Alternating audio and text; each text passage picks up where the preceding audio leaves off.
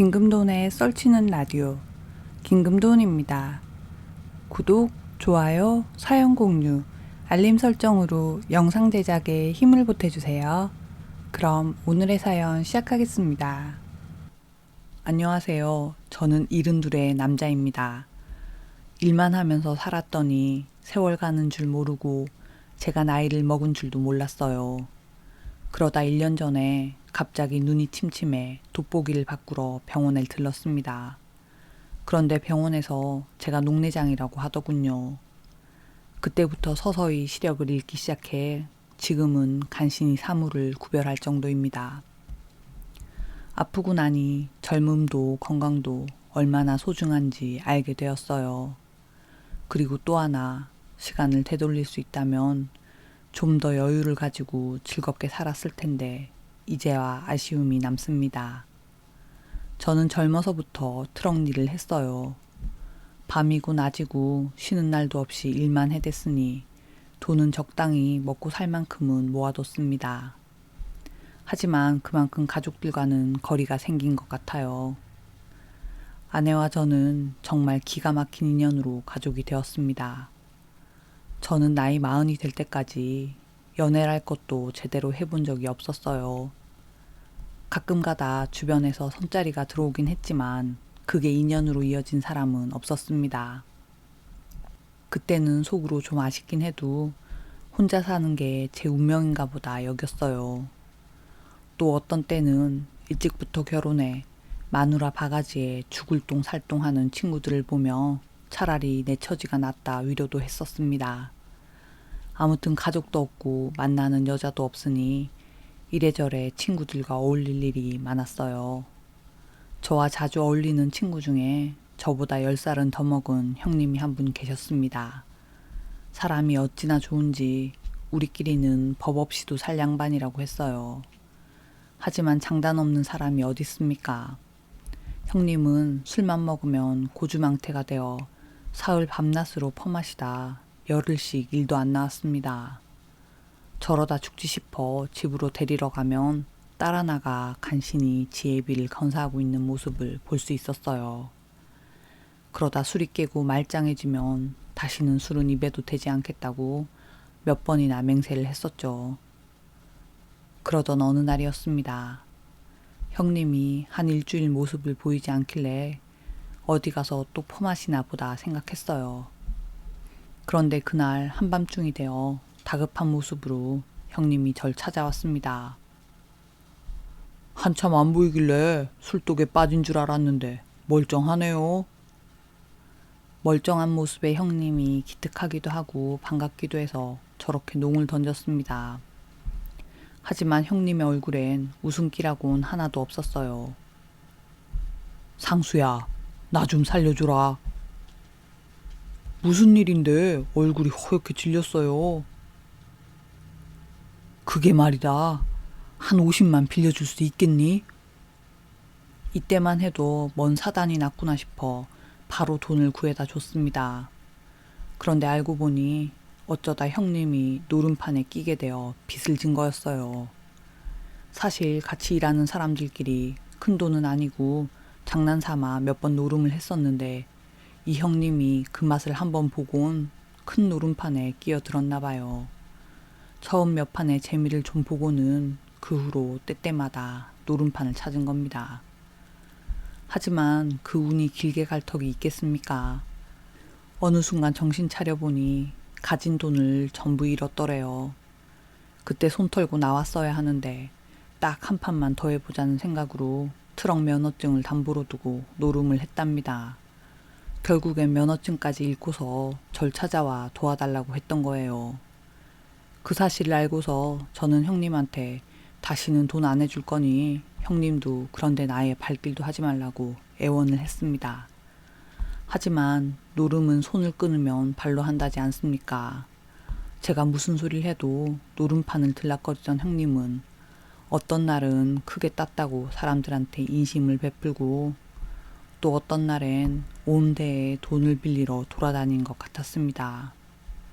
저한테도 그 후에 두어 번 슬쩍 돈 얘기를 꺼냈지만 제가 아주 지랄을 하니 그 다음부턴 노름에 관한 얘기는 일절하지 않았어요. 그러다 보니 저 또한 형님과 사이좋게 지내면서도 속내는 슬쩍 감추는 사이가 되었습니다. 그러던 어느 날이었어요. 그날은 아침 대바람에 형님이 절 찾아와 다짜고짜 돈 200만 빌려달라고 사정을 하는 겁니다. 보나마나 노름빚이라 여겨 한 번에 거절을 놓았어요. 형님, 제가 노름빚은 절대 안 꺼준다 하지 않았습니까? 저 돈 없으니까 딴 데 가서 알아보세요. 이번이 정말 마지막일세. 사람 하나 살린 셈 치고 도와주게나.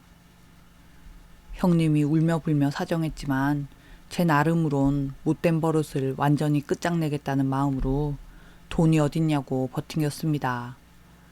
평소와 달리 끈질기게 매달리던 양반이 나중엔 풀이 죽어 뒤돌아가는데 그 모습이 왜 그렇게 슬퍼 보였는지 모르겠습니다. 그날 오후가 되어 저는 사람들에게 형님 사정을 수소문해 보았어요. 역시나 제 추측대로 노름빚 때문에 여기저기 돈을 빌리러 다녔나 봅니다. 하지만 그 당시에 200이면 적은 돈도 아니니 다들 마누라 눈치에 선뜻 빌려줄 엄두가 나지 않았겠죠.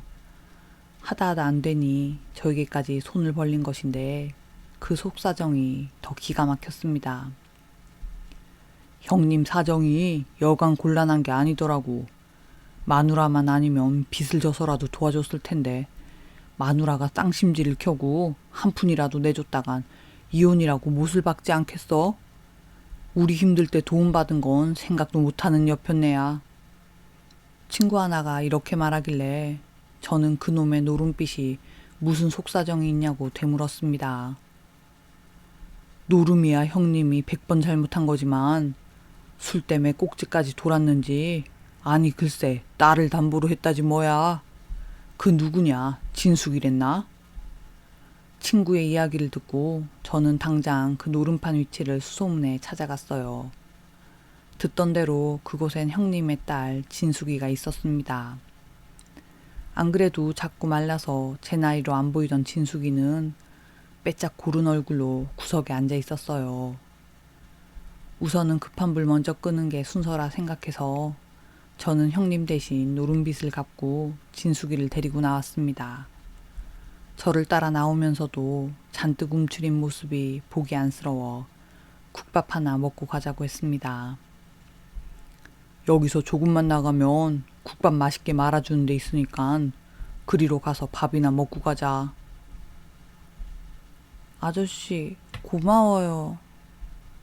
진숙이는 고개도 들지 못하고 제게 연신 고맙다고 했습니다. 저는 국밥을 먹으면서는 맘 편히 먹으라고 가타부타 말을 하지 않았어요. 하지만 진숙이를 태우고 집으로 돌아가는 길엔 무슨 사정이 있었는지 자세히 물어봤습니다. 네 아버지가 또 술김에 노름판에 널 맡겼더냐? 그런 거 아니에요. 진숙이는 형님을 보호하려 그런 거 아니니 오해 말라는 말만 자꾸 반복했습니다. 형님이 딴 건 몰라도 딸 자식 하나는 참 잘 뒀구나 싶은 게 부러운 마음이 들었어요. 밥을 먹고는 형님 집으로 갔습니다. 이번엔 손모가지를 끊어내든 묶어두든 아주 끝장을 보려는 마음으로 일 나간 형님을 기다렸어요. 내 듣기론 멀지 않은 곳으로 운전을 갔다기에 늦어도 저녁이면 올 거라는 계산이었습니다. 그런데 한밤중이 되고도 형님이 오질 않는 거예요. 아플싸 싶은 게 이 형님이 돈 마련하려 다른 노름판에 간 건 아닌가 걱정이 되더군요. 저는 진숙이를 다그쳐 물었습니다. 네 아버지 거기 말고 딴 데 가는 곳이 어디냐? 아저씨 아니에요. 아버지가 이제 진짜 손 뗀다고 저한테 약속하셨어요. 또 노름하러 간 건 아닐 거예요. 내 생각엔 딱 노름판에 간 건데 진숙이가 지 아버지를 그렇게 믿으니 도리가 없었습니다. 그리고 1시간이나 더 지났을까요? 얼굴 한가득 걱정을 지고 있던 진숙이가 경찰에 들러야겠다고 하였습니다. 아무래도 아버지한테 뭔 일 난 것 같아요. 경찰서 가서 알아봐야겠어요. 제 생각엔 헛걸음한다 싶으면서도 그래야 진숙이 마음이 편하다면 그리 하는 게 옳은 것 같아 함께 경찰서로 갔습니다. 그런데 이게 뭔 일인지 경찰에게 이런저런 사정을 얘기하고 형님의 차 번호를 알려주니 진숙이의 염려대로 큰 사고가 나서 어느 병원에 있다고 하더군요. 우리가 병원에 도착했을 때 형님은 가는 숨이 남아 붙어 있었습니다. 하지만 얼마 안 가 진숙이 손을 두어 번 툭툭 두드리더니 그대로 숨이 멎었어요. 아마도 진숙이가 무사한지 형님 눈으로 확인하고 싶어 버티고 있었던 게 아닌가 싶습니다. 그 후 저는 진숙이를 도와 형님 장례를 치르고 얼마 안 되는 보험금에다가 제 돈 300을 보태 진숙이 손에 쥐어주었어요. 하지만 진숙이는 돈을 받으려 들질 않았습니다. 답답한 마음에 언성까지 높이며 애를 다그쳤어요. 이 맹추야, 이 돈이라도 가지고 있어야 너도 뭘 해먹고 살 거 아니니. 제 말에 진숙이는 이렇게 대답했어요. 아저씨가 노름비까지 갚아주셨는데 그게 어떻게 제 돈이 되겠어요. 그러지 말고 그 돈은 아저씨가 넣어두시고. 진숙이는 한참 말끝을 흐리다 덧붙였습니다. 저 아저씨 집에서 밥하고 청소하면서 지내면 안 돼요? 여태 아버지랑 둘이서 살아왔는데 혼자서 전부 해내려니 막막해서 그래요. 진숙이는 절대 짐은 되지 않겠다며 저를 붙들고 통사정을 하였습니다. 하지만 저는 진숙이와는 반대로 12살에 보육원에서 뛰쳐나와 쭉 혼자 살아왔기에 남과 같이 산다는 게 영 내키지 않았어요. 애원하는 진숙이를 두고 재빨리 자리를 떴습니다. 그런데 그날 밤 진숙이가 어찌 알았는지 짐을 한 보따리 싸서 제 집 문간에 앉아 있는 게 아니겠어요. 처음엔 모른 척 집으로 들어갔는데 하필 그날이 그 해의 가장 추운 날이었습니다. 결국엔 2시간을 모른 척하다 창문으로 슬쩍 보니 입술이 펄해져 덜덜 떠는 아이를 집으로 들였어요. 그때 제 속으로 진숙이를 수양딸 삼아 살면 외로움은 좀 덜겠구나 합의를 봤습니다. 진숙이에게도 아버지라 부르라 이르고 그때부터 친자식 마냥 진숙이를 대했어요. 네 아버지 보험금은 너 시집갈 때 전부 줄 테니 너도 이젠 날 보고 아버지라 불러라. 그때 진숙이 표정이 토라지네처럼 느껴졌는데 그게 무슨 뜻인지 그날은 몰랐습니다. 그 후 진숙이는 절 아빠라 부르면서도 하는 행동은 영 마누라처럼 굴기 시작했어요. 제가 밖에서 밤이라도 새고 들어오면 벗어놓은 속옷까지 샅샅이 뒤져 여자와 있다 온 건 아닌지 확인을 하는 거였습니다. 진숙아, 아버지 속옷은 왜 그렇게 들여다보고 있냐? 제가 놀라서 저렇게 말하면 진숙이는 지지 않고 말대꾸를 하였습니다. 아버지는 누가 아버지래? 그럼 아빠는 17에 날 낳았다는 거야? 그 행동이 하도 어이없고 또 한편으론 새침한 계집애처럼 군이 귀엽기도 했습니다. 하지만 여전히 제게 진숙이는 딸 같은 아이였어요. 그런데 진숙이는 처음부터 저와 같은 마음이 아니었나 봅니다. 속옷을 뒤진 일이 있고 얼마 지나지 않아 얘가 겁도 없이 자고 있는 제 이불로 슬그머니 들어오는 게 아니겠어요. 긴 밤이 지나고 다음 날부로 우리는 부부처럼 지내게 되었습니다. 또 얼마 후엔 혼인신고도 해 정식으로 부부가 되었어요. 그렇게 저는 마흔이 기울어가던 어느 날 마누라를 얻게 되었습니다. 처음엔 그 행복이 어찌나 큰지 도대체 남들은 왜 그렇게 마누라 눈을 피해서 살려고 하는지 통 이해가 되질 않았어요. 진숙이와 저는 눈 떠서 눈 감을 때까지 변소 가는 것 빼면 하루를 통째로 같이 보냈습니다. 오죽하면 트럭에 진숙이를 싣고 멀리 일을 갈 때도 함께 다녔어요. 남들 눈엔 떠돌이처럼 보여도 저희 부부에겐 천국이었습니다. 그러다 그런 생활이 끝난 건 진숙이가 애를 베면서예요. 하지만 그것도 얼마 못 갔습니다. 선천적으로 몸이 약했던 여자였기에 뱃속에서 애를 키우기엔 무리가 있었나 봐요. 임신 5개월이 채 안 되어 아이는 자연유산되었고 충격으로 아내가 무척 힘들어했습니다.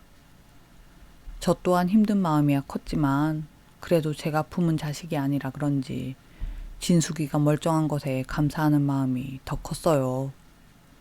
하지만 진숙이 마음은 크게 다쳤는지 몸이 회복되고도 우울증은 길게 갔습니다. 저는 혹시나 제가 없는 사이 진숙이가 나쁜 마음을 먹을까 항상 노심초사했고 나중엔 다시 함께 일을 다니자는 말도 꺼내봤어요.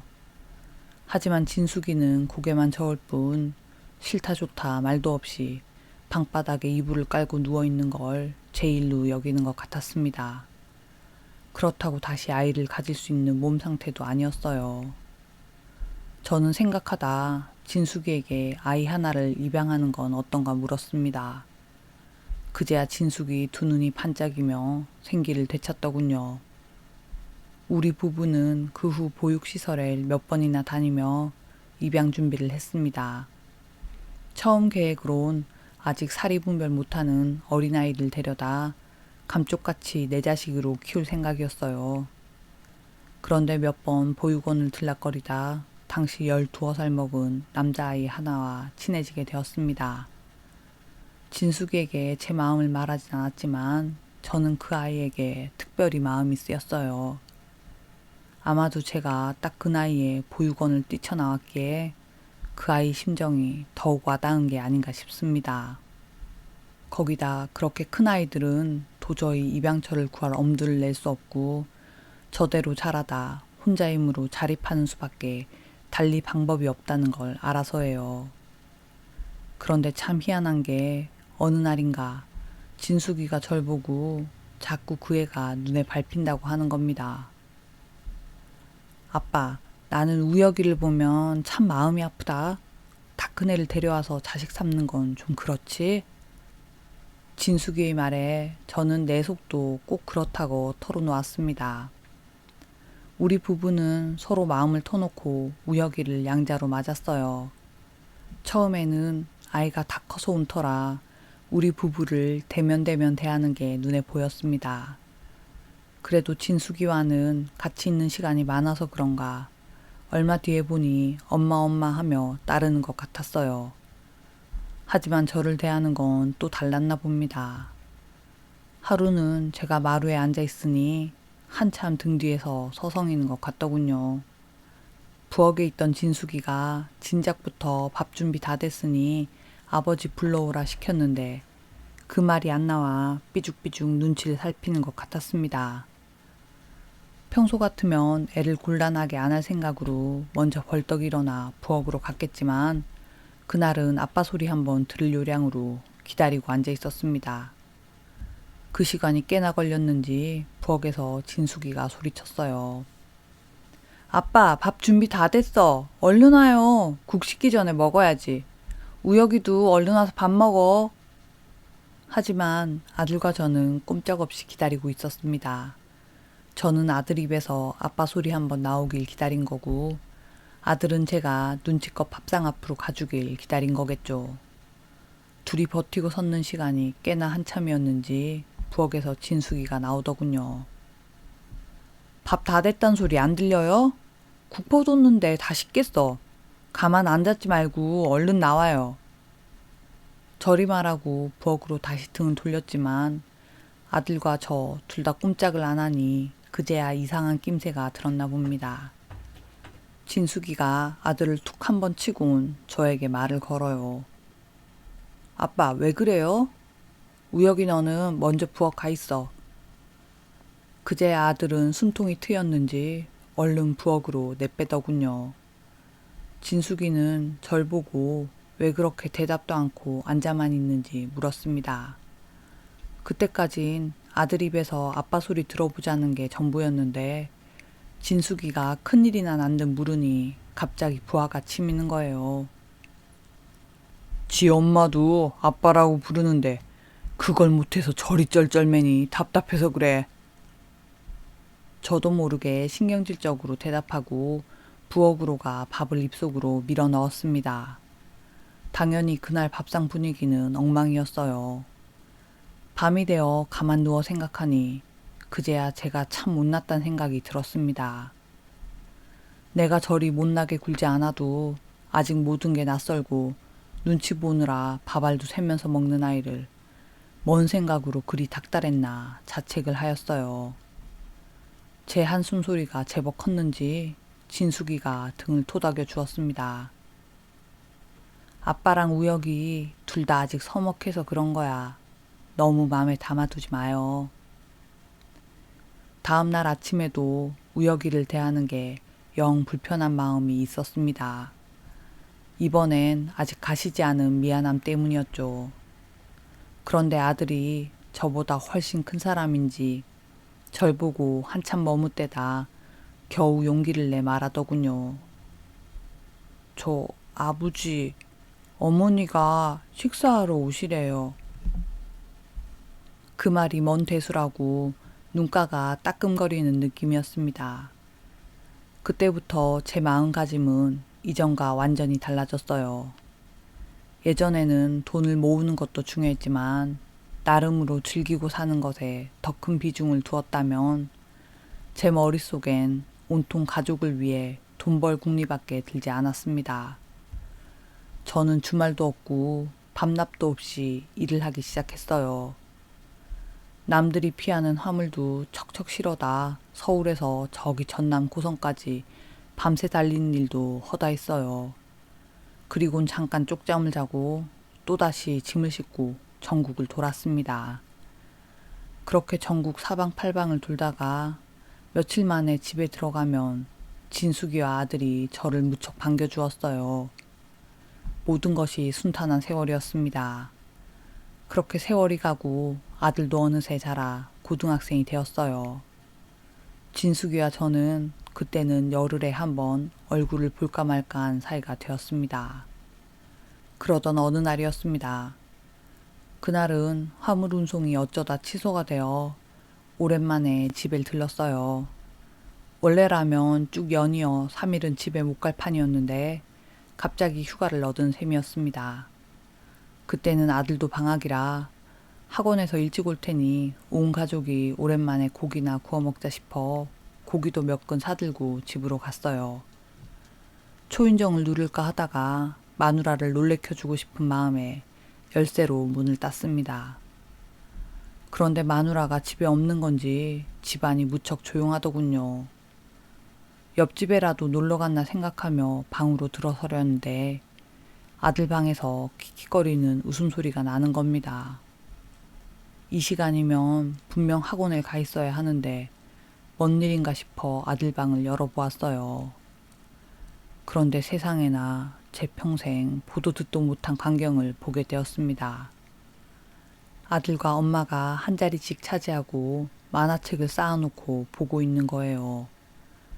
거기다 몸에 안 좋다고 제가 그렇게 먹지 말라는 과자며 아이스크림이 널브러져 있는 걸 보는데 순간 꼭지가 도는 겁니다. 우혁이 너 학원에 있을 시간 아니냐? 아버지가 한 번만 더 게으름 피우면 어쩐다고 했니? 일전에도 아들이 학원을 빼먹은 걸 우연히 알게 되어 혼찌검을 낸 적이 있었거든요. 한 번만 더 그랬다간 반성문 100장이라고 으름장을 놨었는데 그게 안 먹혔나 봅니다. 아들은 어른이 되어 아무 말 못하고 마누라는 제가 폭발하는 건 아닌가 안절부절 하더군요. 아빠, 우혁이 오늘 학원 방학이야. 그래서 내가 만화책 빌려줬어. 애가 공부하느라 얼마나 답답하겠어. 한 번만 눈 감아줘요. 응? 진숙이 말대로 그때 그만뒀어야 하는데 그러질 못하고 결국 저는 마누라에게까지 듣기 싫은 소리를 해버렸어요.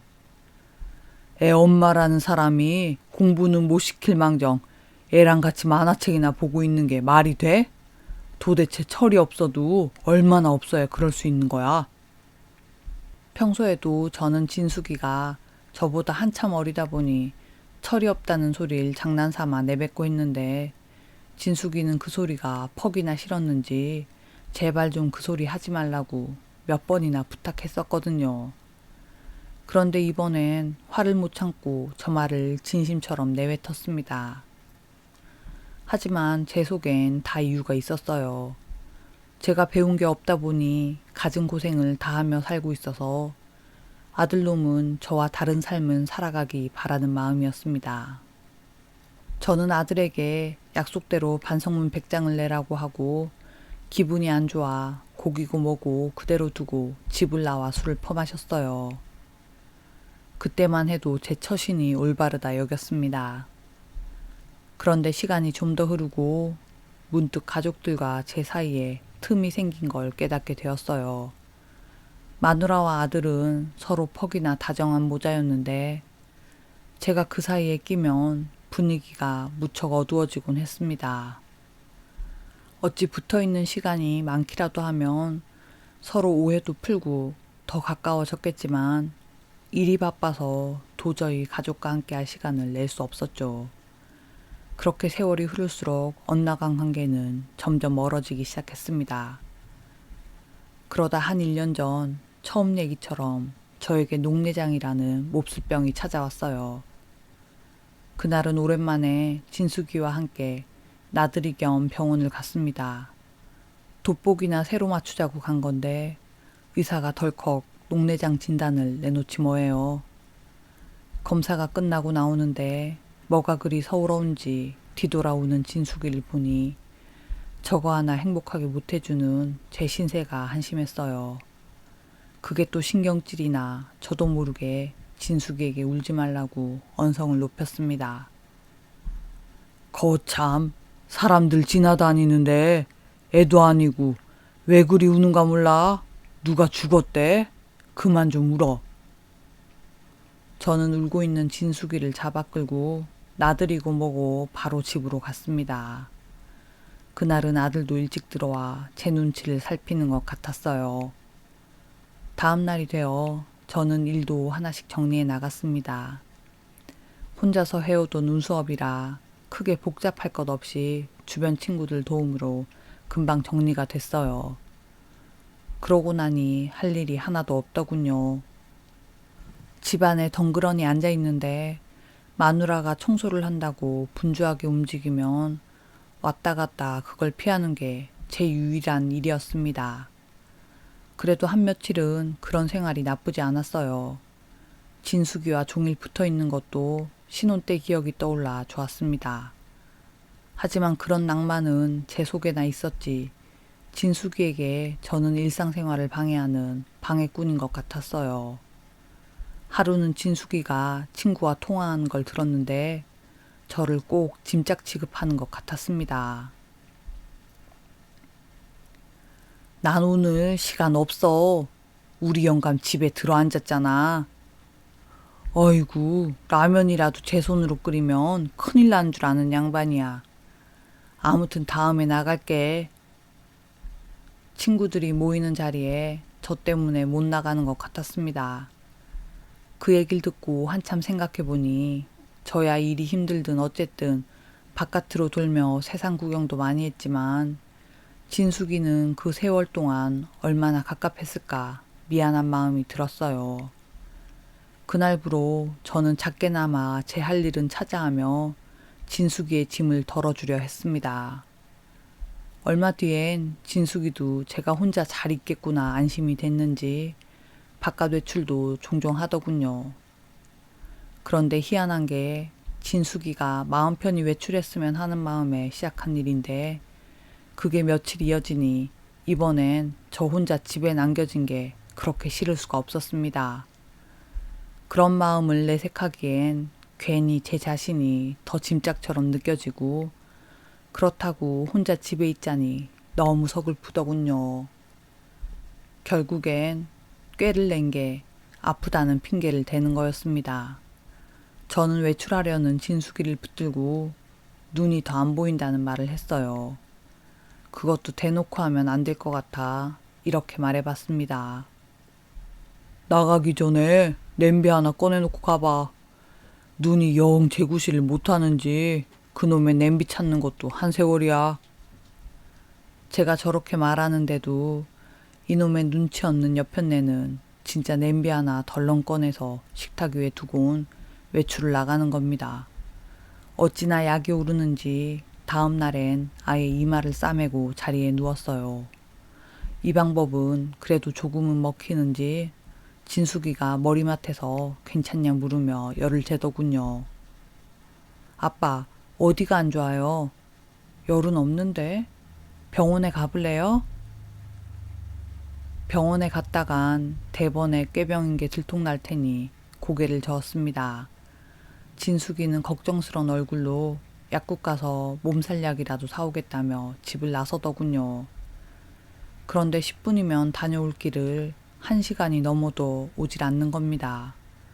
신경질이 나서 전화할 생각은 아예 하지도 못하고 잠옷차림으로 진숙이를 찾아 나섰어요. 진숙이는 멀리도 아니고 골목 끝에서 동네 여자들이랑 수다를 떨고 있었습니다. 전부 진숙이 또래의 여자들로 얘기가 재밌는지 한 손엔 약봉지를 들고 연신 웃으며 떠들어대더군요. 그러다 저를 발견했는지 급하게 인사를 하곤 저에게 다가왔습니다. 약 사오다 잠깐 얘기 좀 했어요. 오늘은 놀러 왜 안 왔냐고 묻잖아. 그래서 아빠 아프다고 얘기를 하니까 동네 여자들이 눈에 좋다는 걸 알려주더라고. 진숙이 말이 참인지 거짓인지 모르겠지만 그때 문득 제가 얼마나 어리석었나 또다시 자책이 들었습니다.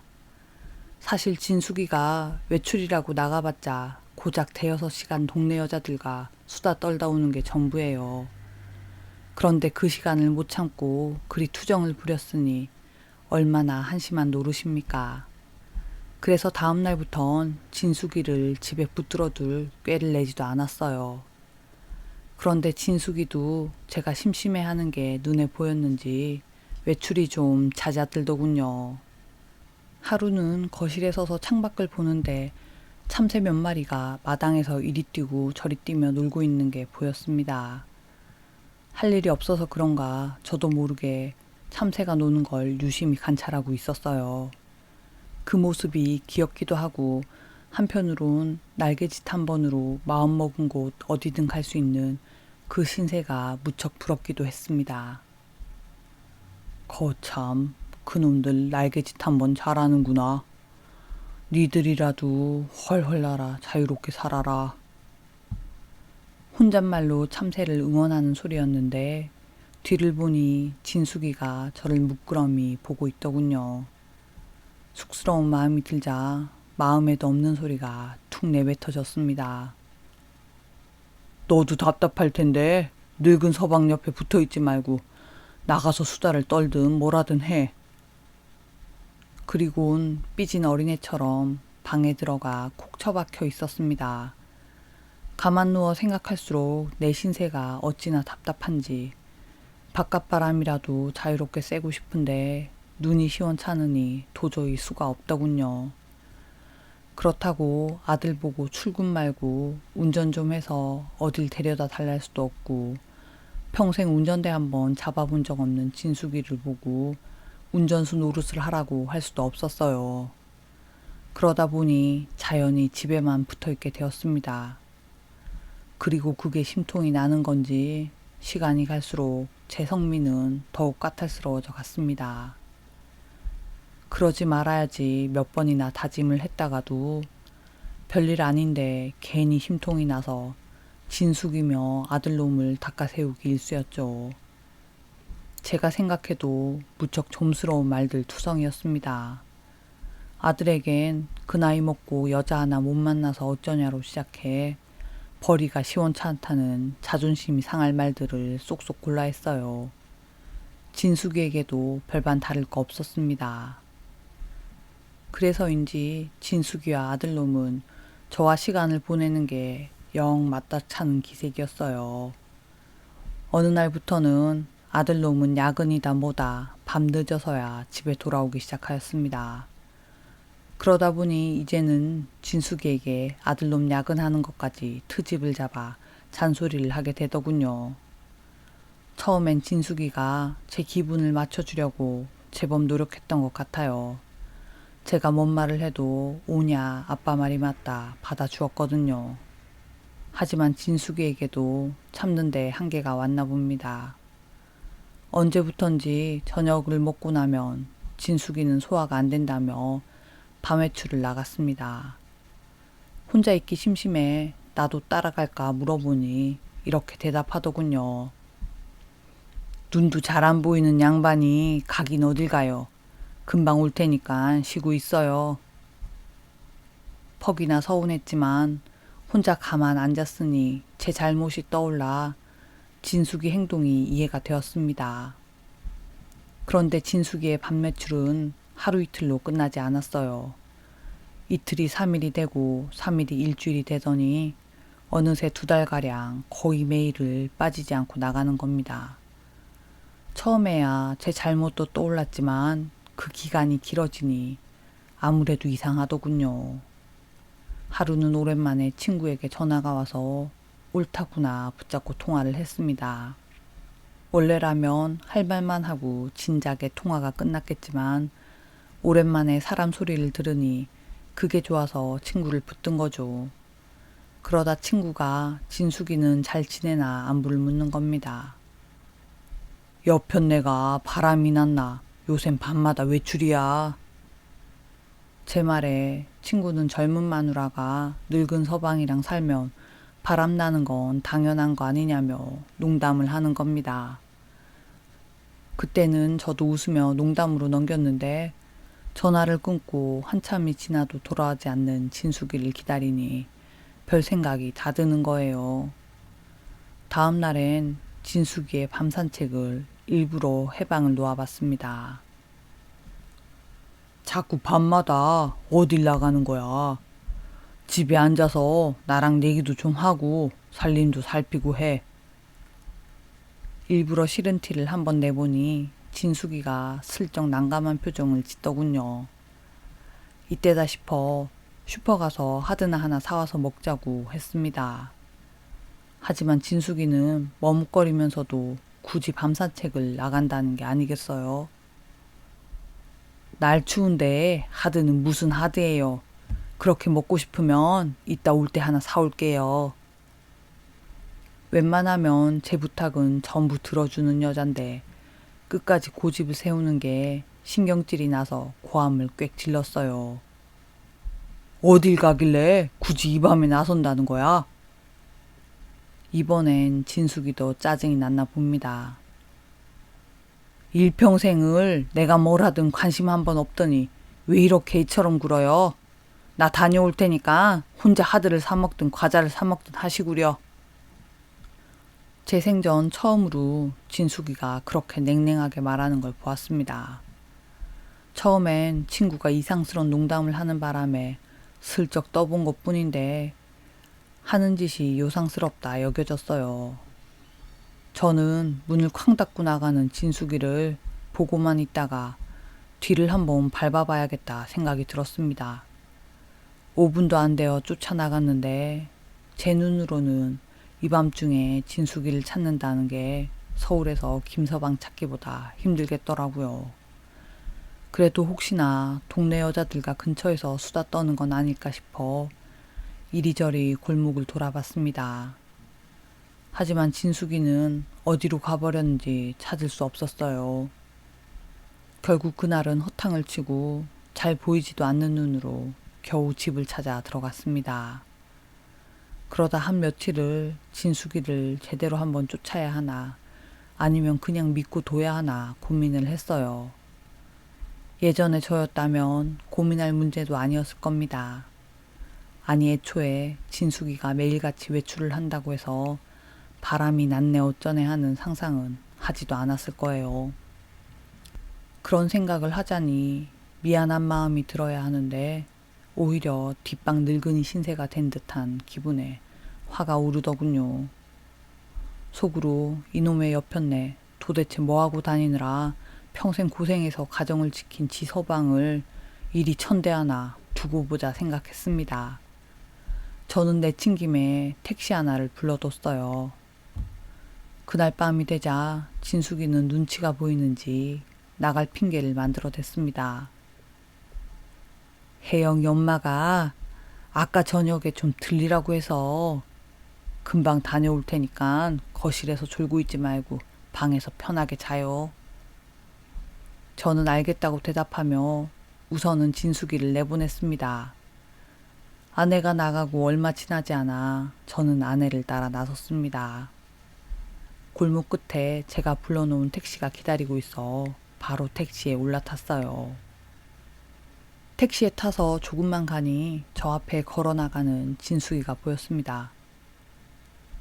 저 여자 좀 뒤쫓아 주세요. 택시기사에게 진숙이를 쫓아달라 일러두고 느긋하게 앉았는데 벼랑간 진숙이 앞으로 차가 한 대 서는 겁니다. 그리고는 어찌할 틈도 없이 진숙이가 냉큼 그 차에 올라타는 거예요.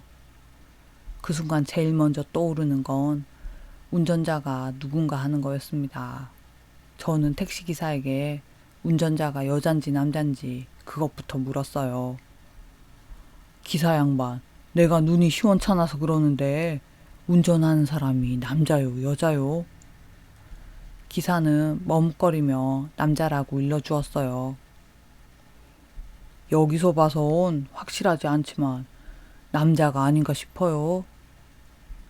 사실 처음 쫓을 계획을 세웠을 때부터 제 망상이 이를 키웠다고 반신반의했었는데 이 여자가 진짜 뭔 일을 저지르고 있다는 걸 확신하게 되었습니다. 그때부터 심장이 요동치기 시작했어요. 차라리 뒷구석에 앉아 성이나 내고 있을 걸 후회도 되었습니다. 지금이라도 진숙이 뒤를 쫓지 말까 한참 고민하고 있는데 어느샌가 진숙이는 목적지에 도착했는지 차가 멈춰서더군요. 주변을 둘러보니 사람 하나 다니지 않는 어두운 공원 주차장이었어요. 남녀 둘이서 몰래 데이트하기 딱 좋은 곳이었습니다. 도착한 것 같은데 여기서 내리시겠어요?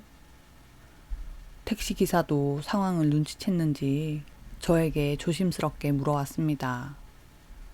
저는 그 짧은 순간에 제게 남은 인생을 떠올려 봤어요. 진숙이가 없이 내가 살아갈 수 있으려나 확신이 서질 않았습니다. 제가 지금 나서면 꼼짝없이 진숙이가 바람피는 현장을 잡는 거나 진배 없는데 그때는 되돌리고 싶어도 되돌릴 방안이 없잖아요. 그냥 재빨리 집으로 돌아가 아무것도 모르는 척 내 곁에 진숙이를 붙들어 두는 게 옳은 건지, 그것도 아니면 이제껏 고생하며 살아온 진숙이가 지금이라도 행복하게 살 수 있도록 보내줘야 하는지 도통 감이 잡히지 않았습니다. 그런데 그때 진숙이가 타고 있던 차에서 운전하던 남자가 내리더니 다짜고짜 제가 타고 있던 택시로 향해 오는 거예요. 아무래도 뒤를 밟았다는 걸 들킨 것 같았습니다. 기사도 당황했는지 천천히 후진을 하며 내뺄 궁리를 하더군요. 남자는 좀 더 걸음을 서둘러 택시 앞으로 다가와 창문을 두드렸습니다. 택시기사는 바로 창문을 열진 않고 저와 창밖의 남자를 두리번거리며 상황을 확인하고 있었어요. 창밖의 남자는 답답한지 핸드폰 후레쉬를 켜 택시 안을 비춰보더군요. 덕분에 남자의 얼굴도 시원찮은 제 눈에 들어왔습니다. 그런데 그 남자는 생각지도 못한 인물이었어요. 아버지, 여기서 뭐 하세요? 택시 창문을 두드린 건 다름 아닌 아들놈이었습니다. 기사는 아버지라고 부르는 아들의 말소리에 그제야 마음을 놓았는지 창문을 내려주더군요. 아무래도 진숙이와 아들놈은 밤마다 이어진 제 등살을 피해 매일같이 피난을 다닌 것 같았습니다. 쥐구멍이라도 숨고 싶은 심정일 때 이번엔 진숙이가 차에서 내려 택시로 다가오더군요. 네 아버지 눈치가 앉아서 천리를 본다고 엄마가 그랬지? 진숙이 말처럼 앉아서 천리를 볼 수 있었다면 얼마나 좋겠습니까? 지금 이 두모자 앞에서 내가 무슨 꿍꿍이로 이곳에 있는지 설명할 필요도 없을 테니까요. 택시에서 내릴 틈을 재고 있는데 아들이 기사에게 돈을 쥐어주며 절 보고 내리라고 먼저 얘기해 주었습니다. 어차피 아셨으면 같이 타고 가요. 택시 기사에게 수고했다고 말한 후 차에서 내렸지만 어찌나 머쓱한지 차라리 도로 택시를 타고 내뺄 걸 후회가 됐습니다. 하지만 아들놈은 제 이런 마음을 눈치채고 일부러 다정하게 구는지 제 손을 붙들고 차로 데려가면서 바닥을 조심하라고 일러주기도 했습니다. 그쪽에 턱 있으니까 발 디딜 때 조심하세요. 그렇게 아들의 도움을 받아 차에 타니 이번엔 더 놀라운 일이 일어났습니다. 진숙이가 운전대를 잡고 아들이 조수석에 앉는 거예요. 아빠 놀래켜 주려고 내가 몇 달을 연습했는데 이렇게 들킬지는 몰랐네. 오늘 우리 가족 다 같이 공원 주차장 드라이브나 해요. 혹시 모르니까 아빠도 벨트 매고 있어요. 엄마가 아버지 집에 계시면 답답하다고 중고로 차도 하나 사고 또 저한테 싫은 소리 들으며 운전 배우느라 고생하셨어요. 그러니까 진숙이는 제가 신경질이 늘자 저를 탓하는 마음보다 안타까운 마음에 세상 구경시켜줄 요량으로 운전을 배운 거였습니다. 이렇게 마음이 예쁜 여잔데 내가 뭔 짓을 했나 정신이 번쩍 들면서 눈물이 치솟더군요. 태어나 처음으로 가슴을 치며 통곡을 했습니다. 제 울음에 놀란 진숙이가 갑자기 급브레이크를 밟아서 몸이 한번 튕기고 나니 울음이 쏙 들어가더군요. 아빠 울어? 울긴 뭘 울어? 갑자기 브레이크를 밟으면 어쩌냐 이 사람아. 앞에 보고 정신 똑바로 차리고 운전해봐. 그놈의 자존심이 뭔지 끝끝내 아들과 진숙이에게 고맙다는 말은 못하고 또다시 잔소리를 해댔어요. 그날 진숙이는 근처 강변으로 아들과 저를 태우고 갔습니다. 오랜만엔 아들이라 좋기도 했지만 가족들과 느긋하게 보내는 시간이 처음이라 더욱 행복했어요. 아, 그리고 그날 저는 끝끝내 뒤를 쫓은 이유를 말하지 않았습니다. 진숙이와 아들은 제가 운전 연습을 눈치채고 뒤따랐다 여태 생각하고 있는 것 같아요. 요새 진숙이와 저는 틈만 나면 밖으로 드라이브를 다니며 젊은 적에 못 해본 것들, 못 본 것들 전부 둘러보고 다닙니다. 그리고 어떨 땐 진숙이가 동네 여자들과 수다 떨러 가는 곳에도 저를 데리고 가요. 그러면 동네 여자들이 절 두고 어미 따라 다니는 오리 새끼라고 한참을 골려먹곤 하지만 그래도 넉살 좋게 그 틈에 끼어 수다를 떨곤 합니다. 제가 하도 정신없이 수다를 떠니 진숙이가 제 옆구리를 쿡 찔러 집에 데려갈 정도예요. 남자가 나이가 들면 수다스러워진다고 하더니 제가 딱 그 짝이죠. 진숙이와 온종일 하루를 보내고 자려고 누우면 아쉬운 것들이 하나둘 떠오릅니다. 좀 더 건강하고 젊을 때 가족과 시간을 보내지 못한 게 특히나 아쉬워요. 후회하면 뭐하나 싶다가도 가는 세월에 진숙이 머리가 허옇게 변해가는 걸 볼 때면 울컥 눈물이 나곤 합니다. 어쩌다 이야기가 이렇게 길어진지 모르겠네요. 추운 겨울에 건강들 잘 챙겨뒀다 따뜻한 봄이 오면 가족들과 근처 나들이도 많이 다니시길 바랍니다. 끝까지 함께 해주셔서 감사합니다.